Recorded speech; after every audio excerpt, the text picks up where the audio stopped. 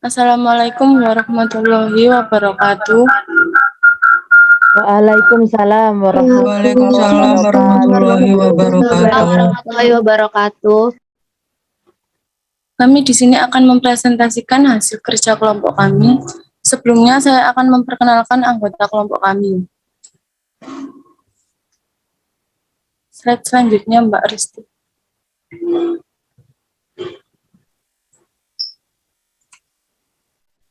Baik, Ajeng Rahmawati Hardianing Tias dengan NIM 218000027, Risti Amaria Ayuning Tias dengan NIM 218000034, Karisma Yogi Oktaviana dengan NIM 218000060, Ratna Puspitasari dengan NIM 218000141. Selanjutnya. Materi yang pertama yaitu hakikat demokrasi.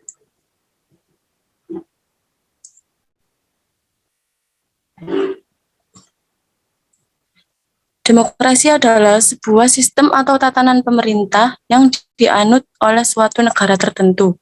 Hakikat demokrasi adalah sebuah sistem bermasyarakat dengan menekankan kekuasaan tertinggi yang berada di tangan rakyat. Menurut pendapat ahli terkait pengertian hakikat demokrasi, yang pertama yaitu, mohon maaf sebentar.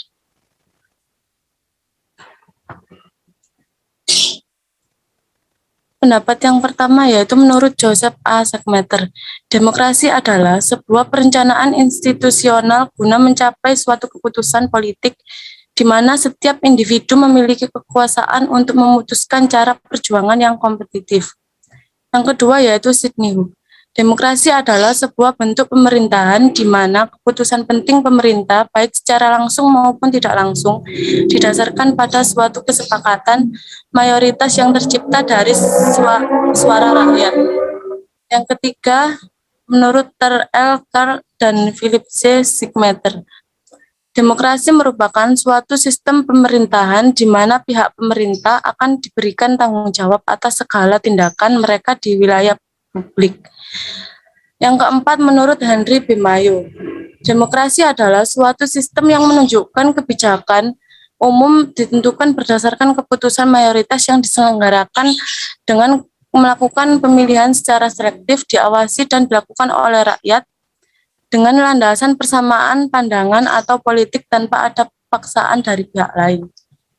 Slide selanjutnya.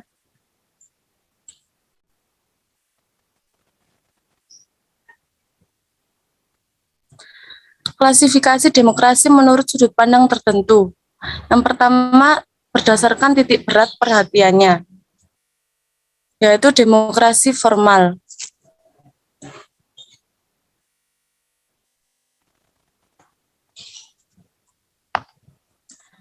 Demokrasi formal merupakan demokrasi yang menjunjung tinggi persamaan pada bidang politik tanpa mengurangi atau menghilangkan kesenjangan dalam ekonomi. Penganutnya adalah negara-negara liberal. Yang kedua, demokrasi material. Demokrasi material adalah demokrasi yang berfokus pada upaya menghilangkan perbedaan dan bidang ekonomi, namun kurang memperhatikan persamaan pada bidang politik. Yang ketiga yaitu demokrasi gabungan. Dalam demokrasi ini mengambil kebaikan dan membuang keburukan dari demokrasi formal dan material. Lalu berdasarkan ideologi, demokrasi konstitusional atau demokrasi liberal. Demokrasi ini didasarkan pada kebebasan atau individualisme, kekuasaan pemerintah terbatas oleh konstitusi. Yang kedua yaitu demokrasi rakyat atau demokrasi proletar. Demokrasi ini didasarkan pada paham marxisme, komunisme yang mencita-citakan kehidupan tanpa mengenal kelas sosial. Selanjutnya, Mbak.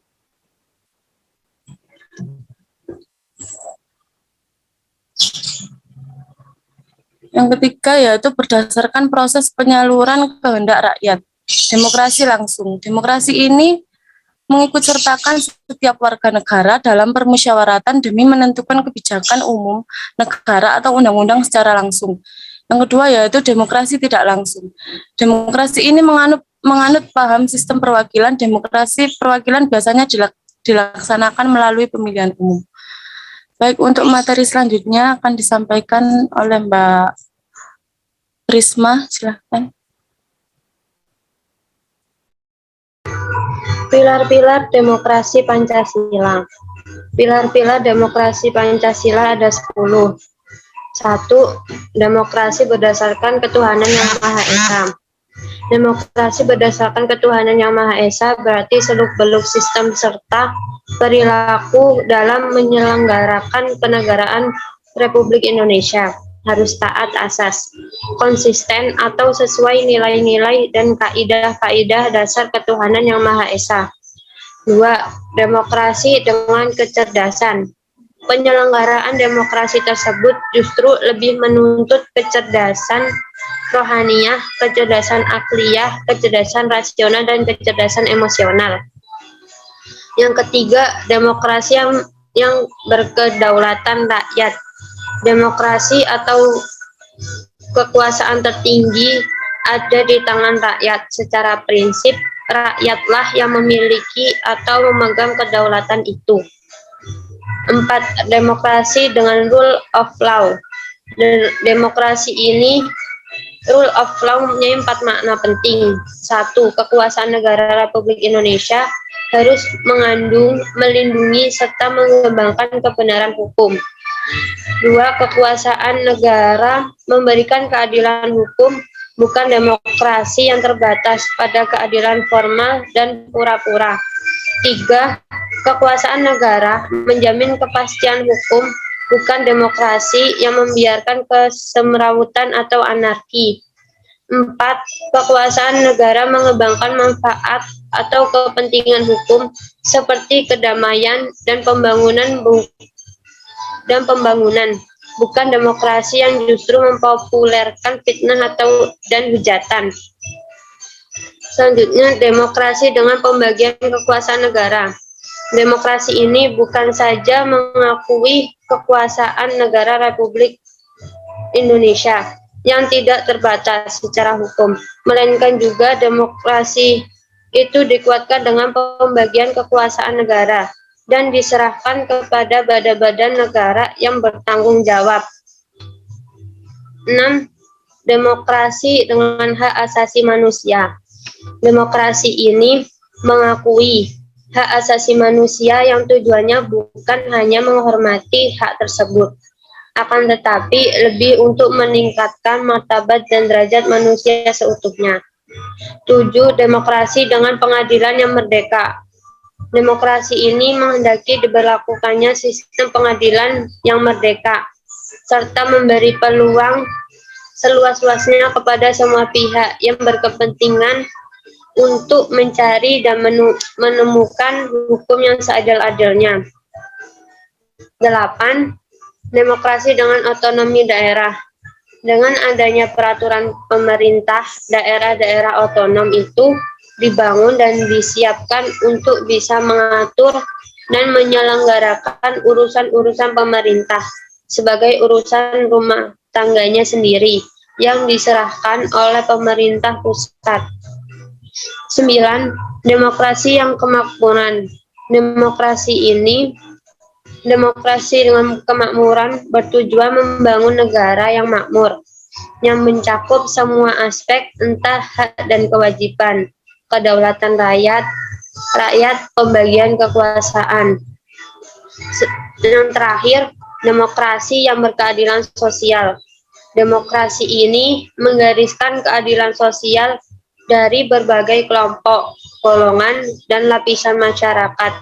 Jadi tidak ada golongan, lapisan, kelompok, satuan, atau organisasi yang diberi keistimewaan atau hak-hak khusus. Selanjutnya dilanjutkan oleh teman saya.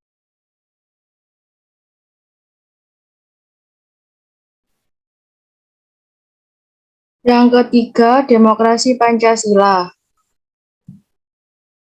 Secara etimologis, kata demokrasi berasal dari bahasa Yunani yang berarti demos dan kratos. Demos artinya rakyat atau khalayak dan kratos artinya pemerintahan. Secara umum, demokrasi Pancasila adalah Demokrasi yang berdasarkan sila Pancasila yang dibuat sebagai suatu keseluruhan yang utuh.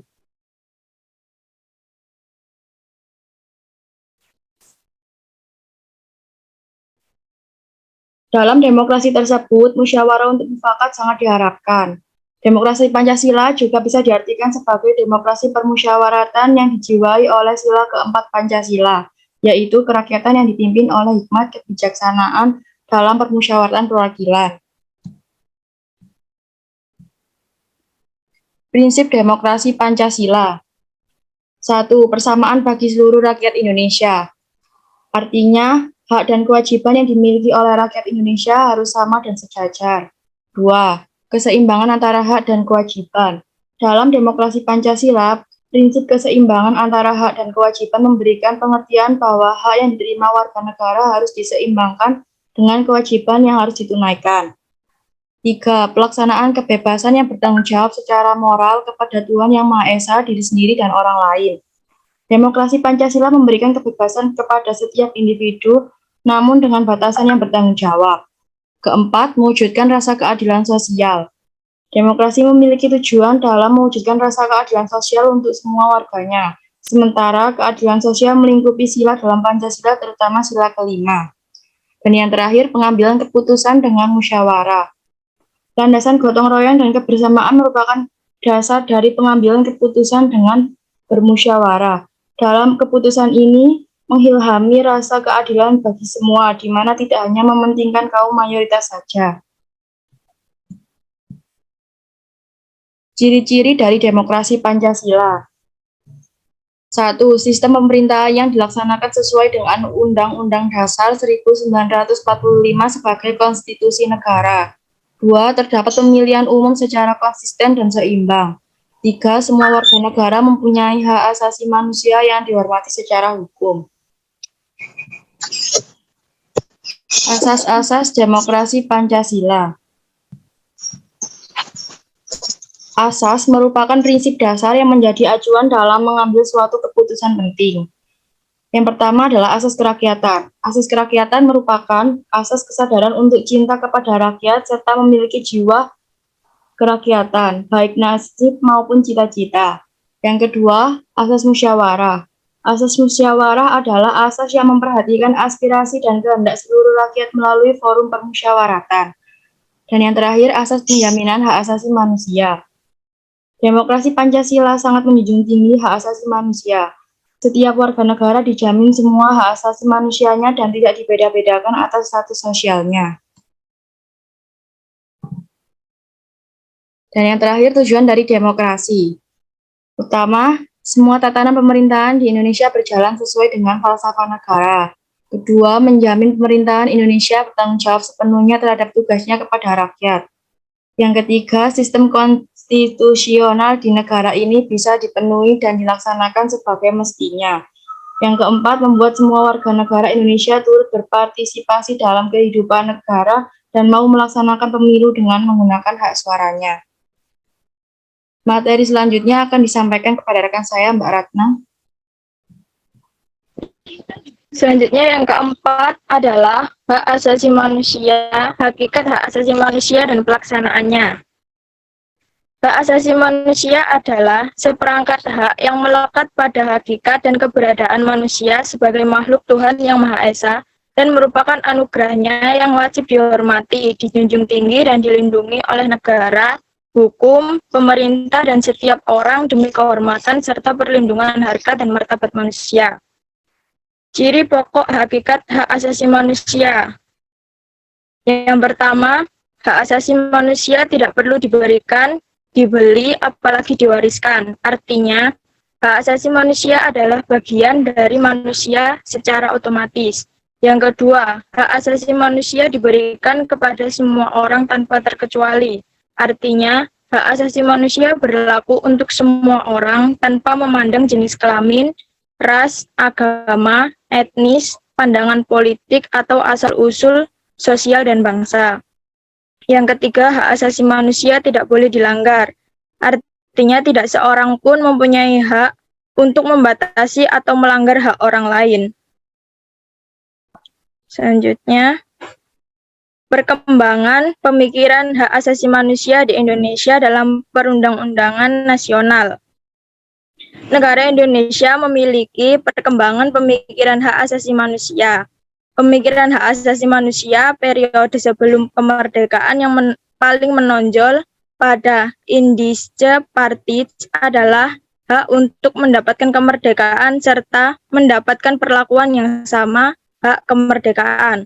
Sejak kemerdekaan tahun 1945 sampai sekarang di Indonesia telah berlaku 3 undang-undang dasar dalam 4 periode, yaitu yang pertama periode 18 Agustus 1945 sampai 27 Desember 1949, berlaku Undang-Undang Dasar 1945. Yang kedua, periode 27 Desember 1949 sampai 17 Agustus 1950, berlaku Konstitusi Republik Indonesia Serikat. Yang ketiga, periode 17 Agustus sampai 5 Juli 1959, berlaku Undang-Undang Dasar 1950. Yang keempat, periode 5 Juli 1959 sampai sekarang, berlaku kembali Undang-Undang Dasar 1945. Selanjutnya, pelanggaran hak asasi manusia dan pengadilan hak asasi manusia. Pelanggaran hak asasi manusia adalah perbuatan seseorang terhadap pelanggaran seseorang termasuk aparat negara baik disengaja maupun tidak yang secara hukum membatasi hak asasi manusia terdapat di undang-undang dan dikhawatirkan tidak memperoleh penyelesaian hukum. Undang-Undang Nomor 26 Tahun 2000 tentang Pengadilan Hak Asasi Manusia. Selanjutnya, pelaksanaan hak asasi manusia di daerah. Sebagai contoh pelanggaran yang ada di daerah seperti yang pertama, para pedagang yang berjualan di trotoar merupakan pelanggaran hak asasi manusia terhadap para pejalan kaki, sehingga menyebabkan para pejalan kaki berjalan di pinggir jalan, yang sangat rentan mengakibatkan terjadinya kecelakaan.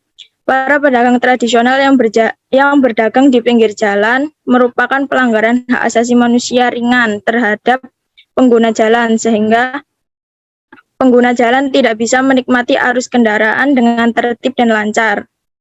Untuk contoh yang kedua, orang tua yang memaksakan kehendaknya agar anaknya masuk pada suatu jurusan tertentu dalam perkuliahan merupakan pelanggaran hak asasi manusia terhadap anak, sehingga seorang anak tidak bisa memilih jurusan yang sesuai dengan minat dan bakatnya.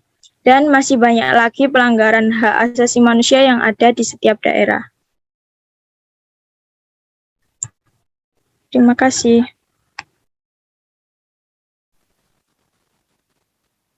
Baik, kami di sini akan membuka sesi pertanyaan. Bagi yang ingin bertanya, silakan.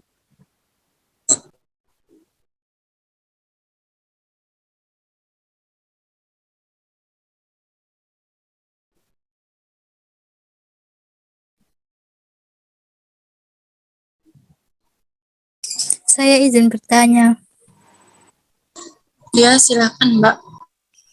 Perkenalkan, nama saya Sylvi Afrianti, NIM 218000097. Pertanyaannya, menurut kelompok, apakah demokrasi di Indonesia sudah berjalan dengan baik? Jelaskan alasannya. Terima kasih. Baik, terima kasih, Mbak. Pertanyaan selanjutnya, silakan. Baik, perkenalkan nama saya Anggrani Dwi Rohani, NIM 218000075. Izin bertanya. Jelaskan, menurut pendapat kelompok, bagaimana perlindungan hak asasi manusia di Indonesia dan apa jaminan yang menjamin kita mendapatkan perlindungan? Terima kasih. Terima kasih, Mbak Rani. Pertanyaan selanjutnya, silakan. Perkenalkan, nama saya Arina Nur Ashfa dengan NIM 21800000196. Pertanyaan saya, jika hak asasi manusia sudah diberikan sejak manusia ada di dalam kandungan, maka usia berapakah manusia yang masih berada dalam kandungan bisa mendapatkan hak asasi tersebut? Terima kasih. Terima kasih, Mbak. Mbak Alik, silakan.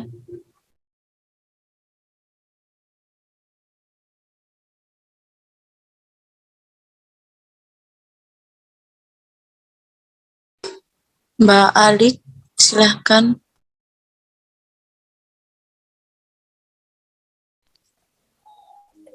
Iya, bentar-bentar.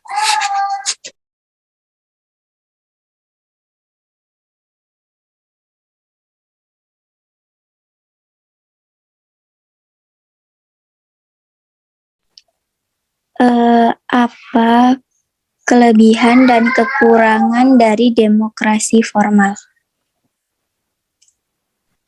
Baik, terima kasih. Semua pertanyaannya kami akan dengan kelompok terlebih dahulu. Mohon ditunggu. Terima kasih.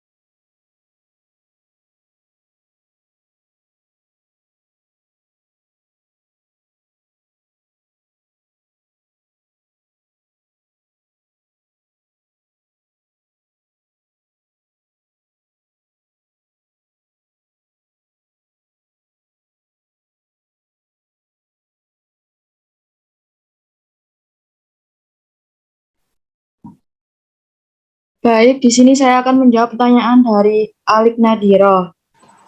Pertanyaannya adalah, apa kelebihan dan kekurangan demokrasi formal? Kelebihan demokrasi formal adalah meminimalisir adanya monopoli kekuasaan, melindungi hak dan kepentingan rakyat, meminimalisir pemberontakan rakyat, pemerintahan stabil karena dibantu oleh dukungan rakyat, masyarakat dapat ikut campur tangan dalam sistem politik. Untuk kekurangan demokrasi formal adalah media berperan besar dalam menggoyahkan kepercayaan masyarakat. Yang kedua, berdasar pada kuantitas mayoritas dibandingkan kualitas. Yang ketiga, pemerintahan dapat dijalankan oleh orang-orang yang tidak kompeten atas dasar pilihan rakyat banyak. Yang keempat, dalam pemilihan umum hanya 50-70% rakyat yang berpartisipasi. Selanjutnya, penggunaan politik uang agar terpilih oleh masyarakat. Dan yang terakhir, pemerintahan jadi tidak stabil karena adanya permainan politik. Bagaimana Mbak Alik, apakah bisa diterima? Iya, baik Mbak. Terima kasih. Baik, terima kasih kembali. Baik, saya akan menjawab pertanyaan dari Mbak Silvi. Menurut kelompok, apakah demokrasi Indonesia sudah cukup baik dan jelaskan alasannya? Menurut pendapat kelompok saya, demokrasi di Indonesia sudah berjalan dengan baik. Contohnya dengan adanya sistem pemilihan umum. Namun secara mendalam, demokrasi belum berhasil diterapkan secara penuh karena banyak pejabat tinggi lebih mengedepankan pendapat sendiri ketimbang rakyat. Bagaimana Mbak Silvi? Apakah bisa diterima? Iya Mbak, terima kasih. Terima kasih Mbak Silvi. Baik, saya akan menjawab pertanyaan dari Mbak Arina. Jawabannya, hak asasi manusia merupakan hak-hak yang melekat dalam diri manusia sejak seseorang mulai diakui sebagai manusia, sekalipun ia masih berupa janin yang masih ada di dalam rahim ibunya. Sekalipun itu masih umur sekitar bulan kedua sampai lahir. Bagaimana Mbak Arin? Iya, Mbak. Terima kasih. Sama. Saya akan menjawab pertanyaan dari Mbak Rani. Jelaskan menurut pendapat kelompok bagaimana pelindungan hak asasi manusia di Indonesia dan apa jaminan yang menjamin kita mendapatkan perlindungan.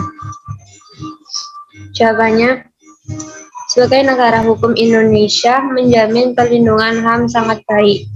Di dalam Undang-Undang Republik Indonesia Nomor 39 Tahun 1999 tertulis, setiap orang berhak atas perlindungan hak asasi manusia dan kebebasan manusia tanpa diskriminasi.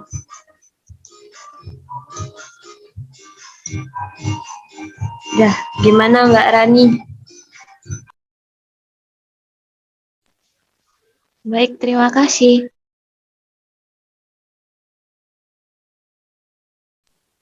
Baik, sekian presentasi dari kelompok saya. Bila ada salah kata, kami mohon maaf. Assalamualaikum warahmatullahi wabarakatuh. Waalaikumsalam warahmatullahi wabarakatuh. Waalaikumsalam warahmatullahi wabarakatuh. Waalaikumsalam warahmatullahi wabarakatuh.